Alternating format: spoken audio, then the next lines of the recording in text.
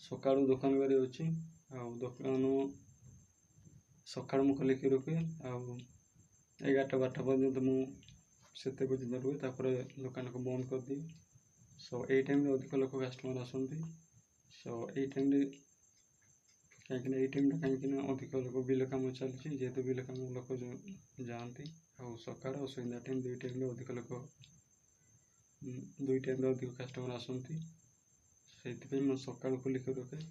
Show friends ମାନେ ଆପଣମାନଙ୍କୁ ଆଜି ମୋ ଦୋକାନ ସାମାନ ପତ୍ର ଆଉ ମୋର ଜିନିଷପତ୍ର ଆପଣମାନଙ୍କୁ ଦେଖେଇବି। ସୋ ସାଙ୍ଗମାନେ ଆପଣମାନେ ଦେଖିପାରୁଥିବେ, ଏଇଟା ମୋ ଲ୍ୟାପଟପ୍। ଏଇଟାରେ ମୁଁ ଜନସେବା କାମ କରେ, ଅନଲାଇନ୍ କାମ କରେ। ଆଉ ଏଇଟା ମୋ ମନ୍ତ୍ରା ଡିଭାଇସ୍। ଏଇଟା ପଇସା ଉଠେଇବା, ସିମ୍ ଆକ୍ଟିଭ୍ କରିବା, ସେଗୁଡ଼ା କାମ କରେ। ଏଇଟା ମୋ ଜେରକ୍ସ ମେସିନ୍, HPର ନେଇଛି। ଆଉ ସେମିତି କିଛି ସାମାନ ପତ୍ର ଅଛି, ଅଧିକ କିଛି ନାହିଁ। ଫଟୋ ଉଠାଏ ଆଉ ଫଟୋ ଆଧାର କାର୍ଡ଼ ସେମିତି ପ୍ରିଣ୍ଟ ବାହାର କରେ। ଏଇଟା ମୋ ଇନଭର୍ଟର୍ ଆଉ କିଛି ସାମାନ ପତ୍ର ଏପଟେ କିଛି ଅଛି, ଗ୍ରୋସରୀ ସାମାନ କିଛି ରଖିଛି। ଆଉ ଏଟାକ କିଛି ଖାଇବା ଜିନିଷ କୁରକୁରି ଅଛି। ଆଉ ଏଗୁଡ଼ା ଏମିତି କ'ଣ ଅଛି, ଛୋଟିଆ ମୋଟି ସେମିତି କିଛି ଅଳ୍ପ ସାମାନ କିଛି ଆଣିକି ଆସିଛି।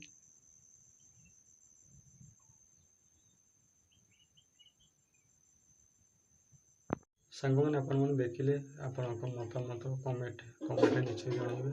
ସୋ ସାଙ୍ଗମାନେ ଆଉ ଏଇଟା ଯେଉଁଟା ମୁଁ କରିଛି ନିଜ ପରିଶ୍ରମ ଆଉ ନିଜର ମେହନତ ପଇସାରେ ମୁଁ କରିଛି, ନିଜର ପଇସାରେ କରିଛି। ଆଉ କାହାକୁ କିଛି ପଇସା ମାଗିନି। ଆଉ ନିଜେ ମୁଁ ଏଇଟା କରିବା ପାଇଁ ମୋତେ 3-4 ବର୍ଷ ଲାଗିଥିଲା।